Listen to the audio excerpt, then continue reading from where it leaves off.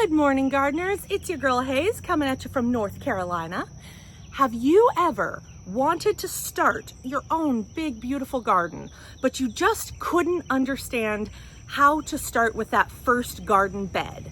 Maybe you look at all the gardeners on YouTube and TikTok and you think, I don't have all the money to build those raised beds. I don't know what to do to my soil for in-ground. And I can't afford all those grow bags and containers. Can't you just grow in the dirt? Except you've got grass, turf grass, crabgrass, Bermuda grass, something like that. Well, I'm gonna show you how to start a garden bed very fast, very easy, in the ground with no digging at all. Let's go. By far, the biggest time investment for me in this whole project was setting up a trellis for my beans and squash to climb. If you aren't going to be planting a climbing or vining plant, you can skip this section. Just go ahead and start in the next chapter. First, I laid down cardboard. This is regular cardboard, probably Amazon boxes, where I removed all the packing tape and labels and got it wet. What I did here was to take a lot of sticks from my yard, pound them down, and secure with twine. A lot of twine. I'll link to the one I used below. There are probably way better and more efficient ways to do this. Don't bother telling me. I'm having a great time and I like the way this looks. I'm basically just looping it around a whole lot, finding a pattern I like and tying it off tightly. I was afraid it might look a little too much like a dream catcher, but I'm just going to call it a bean catcher. Leave one side mostly open so that you can access and actually plant your plants, or leave bigger holes than I did. So this is the finished trellis once all the twine is around. I honestly love the way it looks, and it's going to support a lot of plants. Once you've got your trellis all done, let's put everything together. First, I put down some all-purpose fertilizer. Here, I'm using a mixture of Dr. Earth and Plant Tone. I'll link to those below if you want to pick up a bag of either. Honestly, I left a bag out in the rain and it got kind of gross. That's why I'm covering it up with my dirt. To finish the structure, I'm using some old straw to make borders.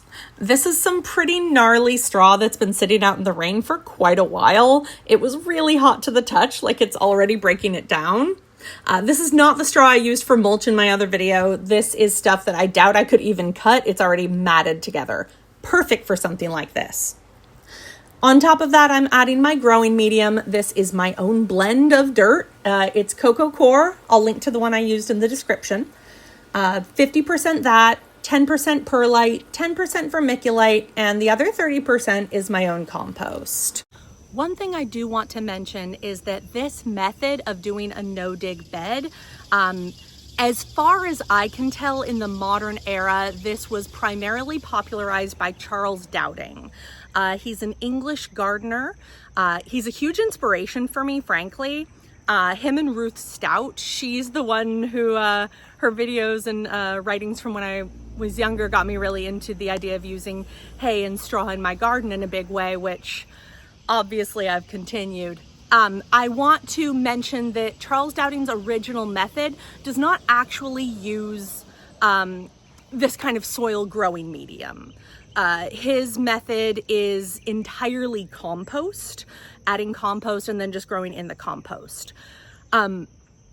That probably works a lot better where he lives. Where I live, we have about 3 times the average annual precipitation of Somerset, England. If it works in your climate, that's amazing. I would love to be able to grow in just compost, but here my soil needs a little bit more structure. Otherwise, everything I have just washes away. So check out Charles Dowding. If you don't already know about what he's doing with permaculture and regenerative farming practices, but this is the way that works really well for me. I encourage you to experiment to see what works best for you in your area. Now it's time to plant. I'm planting Seminole pumpkins since they are resistant to powdery mildew, and the squash vine borer, my nemesis. To go with that, I'm also planting some purple potted pole beans. Say that 5 times fast, because I love planting beans and squash together. I always get a great result. So there you have it. Not super fancy, but it is a garden bed that you can put together in under an hour, way less if you're not dealing with this contraption like I was.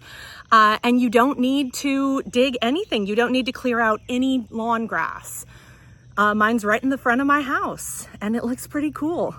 So if you have ever wanted to get started but you didn't know where, try this and tell them I sent you. See you in the garden.